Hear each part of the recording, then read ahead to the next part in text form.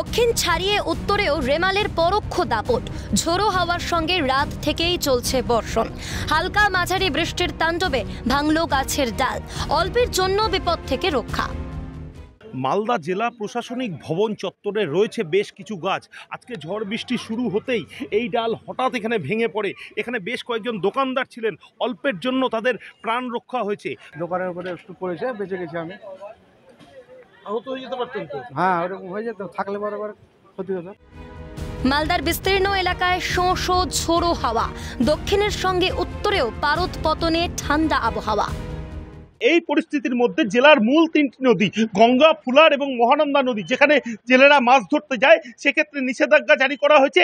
পাশাপাশি নদীর ধারে যাতে কেউ না যায়, ইতিমধ্যে জেলা প্রশাসনের পক্ষ থেকে জেলার 15টি ব্লকে মাইকিং করা হয়েছে। হালকা বৃষ্টির সঙ্গে ঝোড়ো হাওয়া, এই পরিবেশ আম ফলনে ইতিবাচক বলেই মনে করছেন চাষিরা। আগে ভাগেই গাছ থেকে বেশ কিছু আম পেরেও নেওয়া হয়েছে। সব মিলিয়ে উত্তরে রেমালের প্রভাব ইতিবাচক বলেই মনে করা হচ্ছে। সোমক লাহিড়ীর রিপোর্ট, ক্যালকাটা নিউজ।